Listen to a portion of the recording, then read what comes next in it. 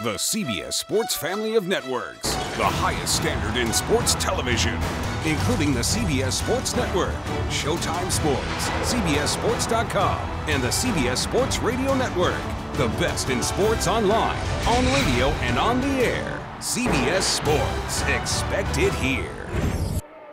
Do you like your motorsports with a bit of bump? Please, please, don't hit the wall. All the mechanics are don't hit the wall. Salt Lake City delivered. Do you like your motorsports more like a ballet? Sweeps around the outside. Do you believe that? Salt Lake City delivered that. Lots of lead changes? No problem. Salt Lake City. Drama? Yep. And Josh Herrin has his win. Disappointment? Oh, and look at that. Hayes goes down. And how about love interest? But of course. Another win for Josh Herrin here this weekend. Yeah, it was great. He's been working really hard for this and training in the heat, and it's his first real Superbike win, you know, where Hayes wasn't out, and he's going to be really excited. I didn't know I won. You won. How am I supposed to know I won? Round 6 of the GEICO Motorcycle AMA Pro Road Racing Series delivered it all and more. Most importantly, however, is its set up round 7 that will feature the old guard struggling to regain control. It's not over yet. We still got 3 races at racetracks I'm good at, and I'm looking forward to going racing again. The youngsters brightly defending newly won turf. I can't even explain how happy I am right now. And those yet to achieve victory issuing yet another challenge. The 2013 AMA Pro Championships move into the closing chapters as the Tour lays siege this weekend to the New Jersey Motorsports Park in Millville, New Jersey.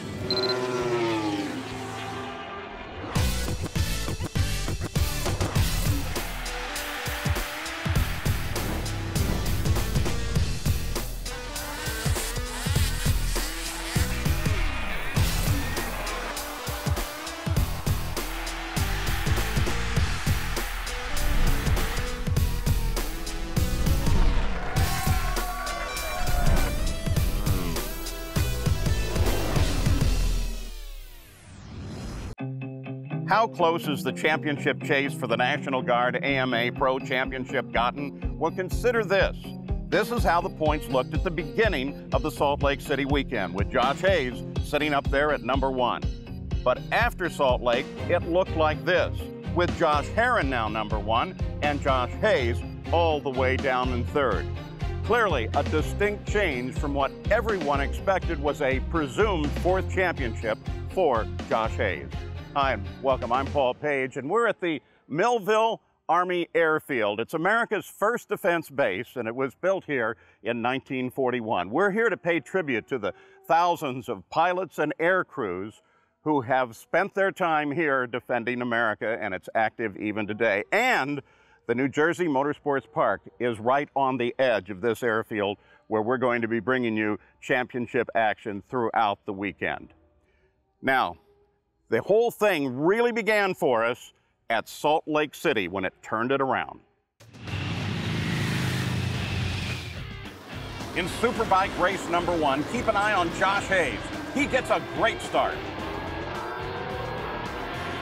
His Yamaha teammate, number 2, Josh Herrin, though, takes over the lead. Suzuki rider Roger Hayden then passes Hayes and takes over 2nd. But Hayden makes a bobble, and Hayes is back into 2nd. Then Hayes comes back and passes Herrin for the lead. The battles were tight all day, as Hayes has to once again pass Herrin. But then Hayes runs wide, and that gives the lead to Herrin. Roger Hayden tries to take the lead, but then overshoots the turn. And Herrin takes the win, followed by Hayden and Hayes. Race number 2. Hayes gets another great start, looking to pull away.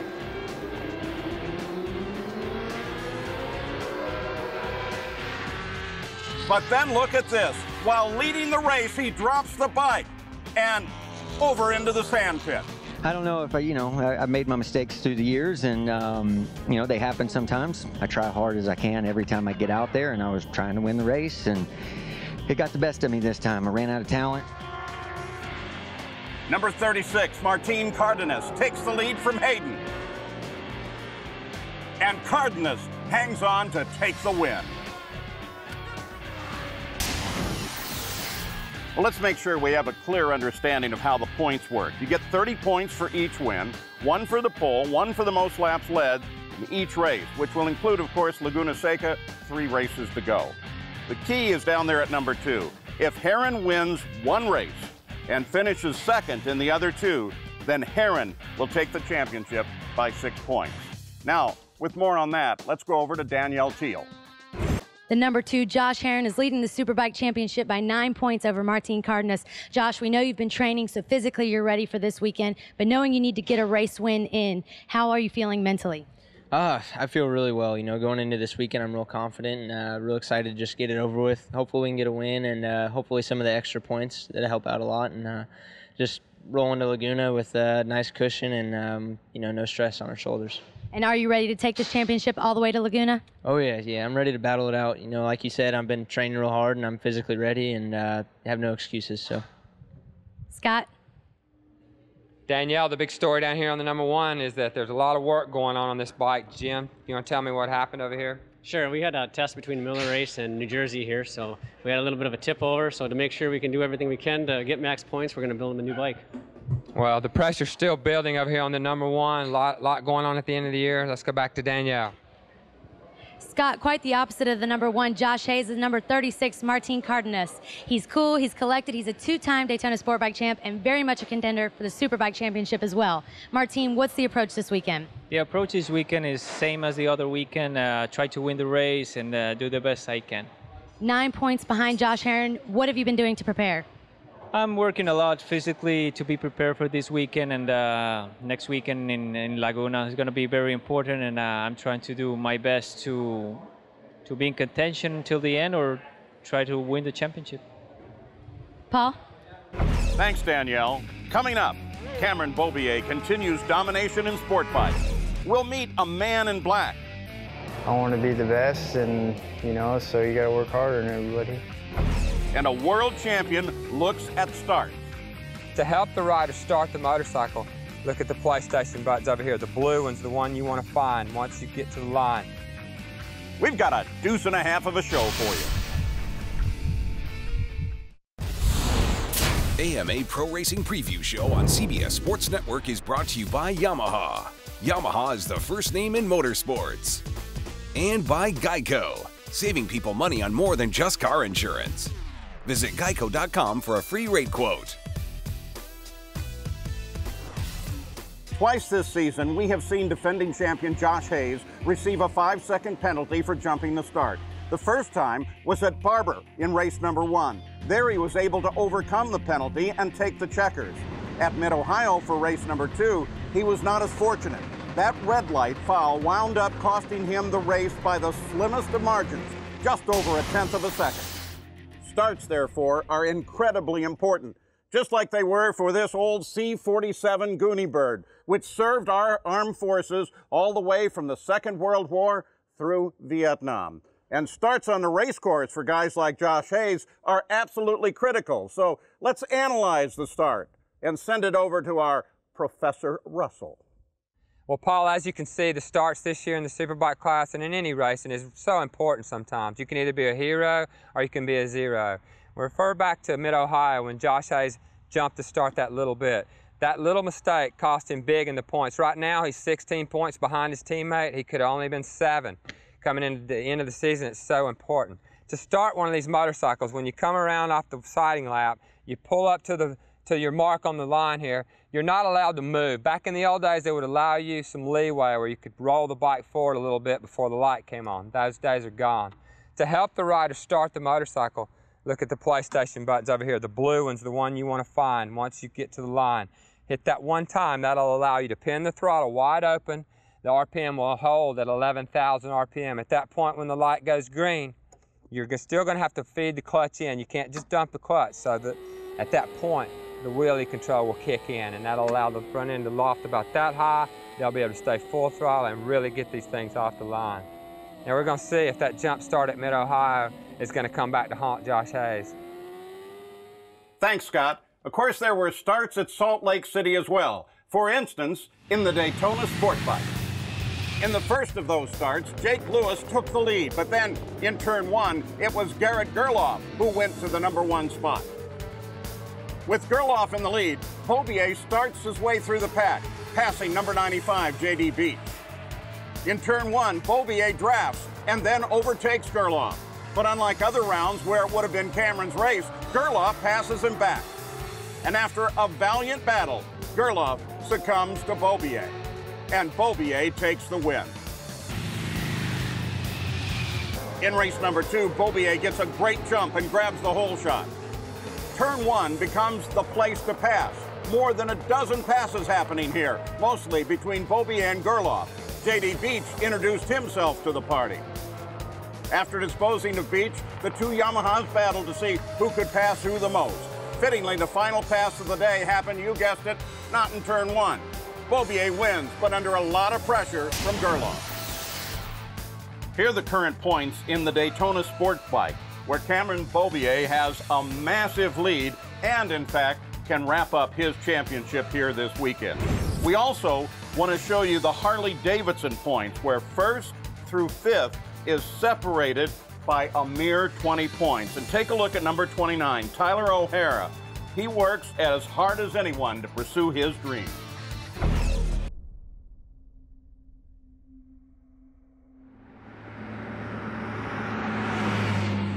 It's not just showing up on Sunday anymore, you know, I'm working hard every day, and, you know, it's every meal you eat, and, you know, counting calories and hitting the bicycle and trying to keep your weight down, and all the little things, because it's so competitive, you know, everyone's up front and everyone's hungry, and it's tough out there, and, you know, ultimately I want to be the best, and, you know, so you got to work harder than everybody.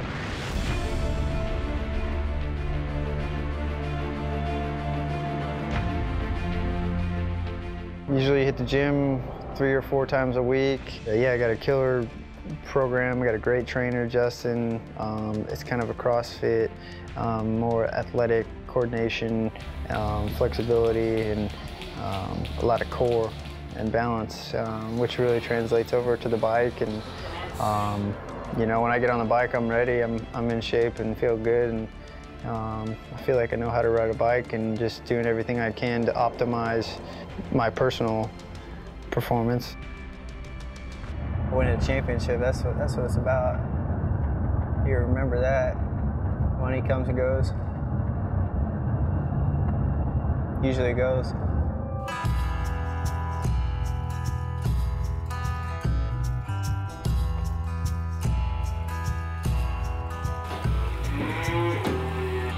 It's just something I've kind of been instilled as far as working hard out on the dairy and the ranch, and just, you know, it's not that I want to be good, I want to be great. And, you know, part of that's hard work. I'd like to keep progressing, get back on a sport bike, and move up to super bike. That's the main dream, and that's why we're doing this. Coming up, we'll visit Chris Clark at home. Wouldn't really be out here wasting anyone's time if this wasn't what I wanted and what I want to work for. You know, kind of look around at everything that I have in my life waiting for me that I could be doing. We'll have the GEICO go-round, and Danielle will predict the future while Scott tries. Well, I gotta tell you, I'm gonna go with somebody Tell me, else baby, you know who's gonna win this race. You know who's gonna win this race. Why are you even trying? You guys like Laguna, baby? There's more where that come from. Uh-huh. You know who's winning.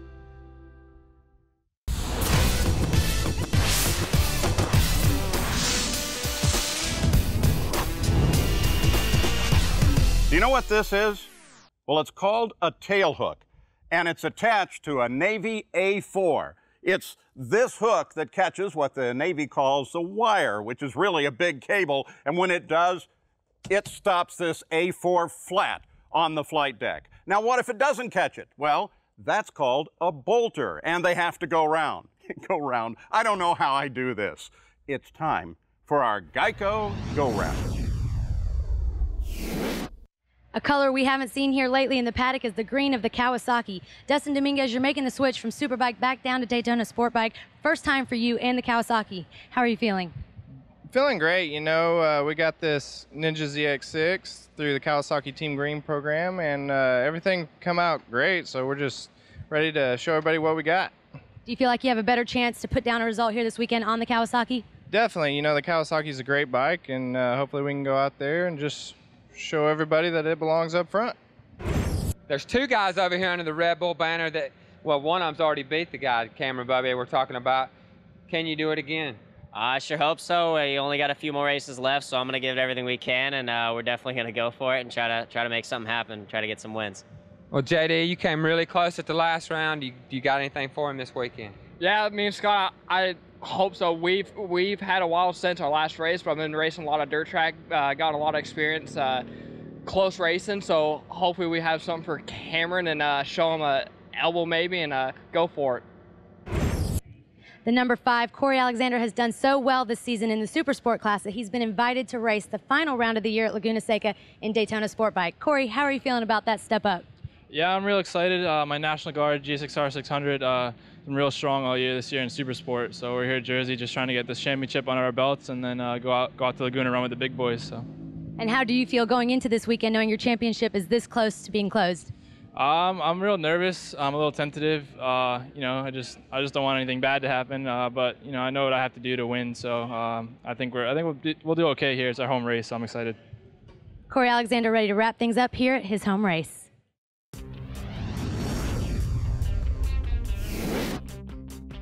Let's take a look at the supersonic coverage we have this weekend from New Jersey Motorsports Park. Yep, 4 hours of coverage for you from here in New Jersey.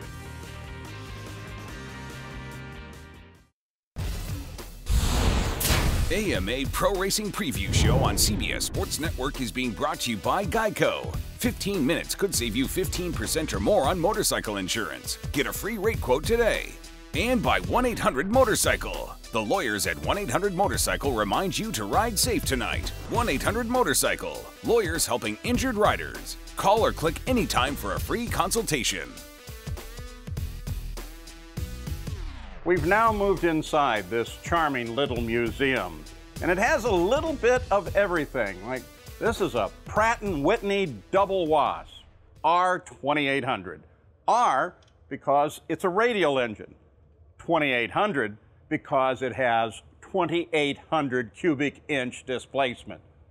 Now, talking about displacement, we've got a rider that had to displace 70 pounds if he wanted to race on Superbike.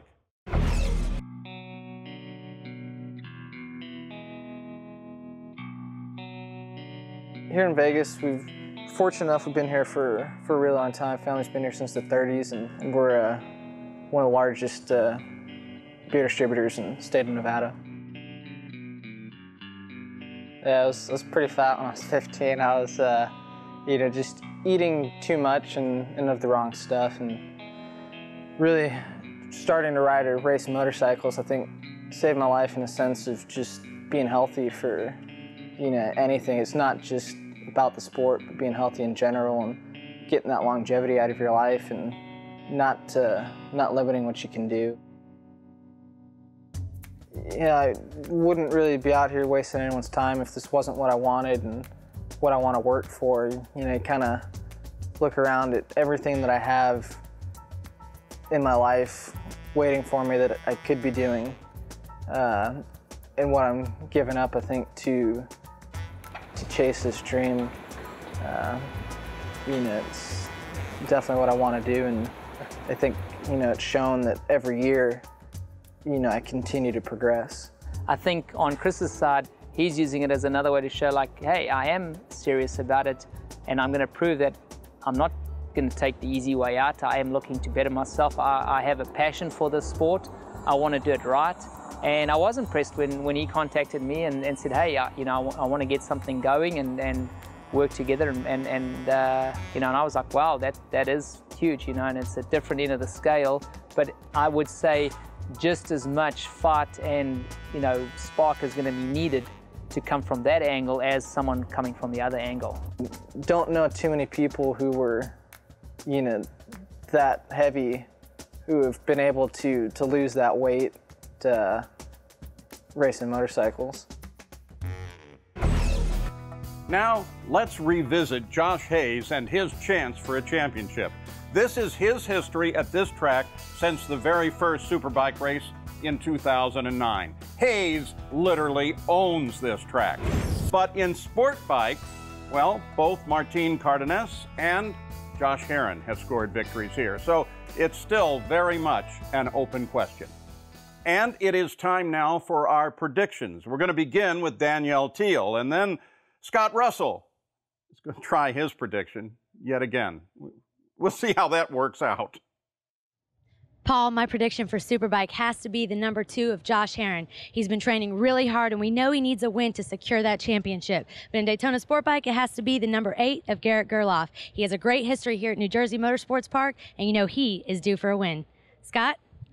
Thank you, Danielle. Well, my pick this weekend for Daytona Sport Bike class has got to be J.D. Beach. After the great run he had at Miller Motorsports Park, so close, I think it's his weekend this time. So as far as the Superbike class goes, it's a crapshoot. I don't think Josh Hayes is going to waltz in here and clean house like he has in the past. I think these young, hungry riders and Josh Herrin and Martin Cardenas are just right there nipping at his heels. It's going to be tough. And that's one of the reasons you don't see him right now over here messing with me while I'm making my prediction, because he's off thinking about the task at hand and the pressure's building on Josh Hayes. It's going to be a tough weekend. Paul? Good job, Scott. Over Scott Russell, Danielle Teal, and our entire team, I'm Paul Page, reminding you of our 4 hours of coverage on Sunday afternoon where championships may very well be decided. This has been a presentation of Chet Burks Productions in association with CBS Sports. For scores, highlights, features, and more, go to cbssports.com, the 24-hour home of CBS Sports.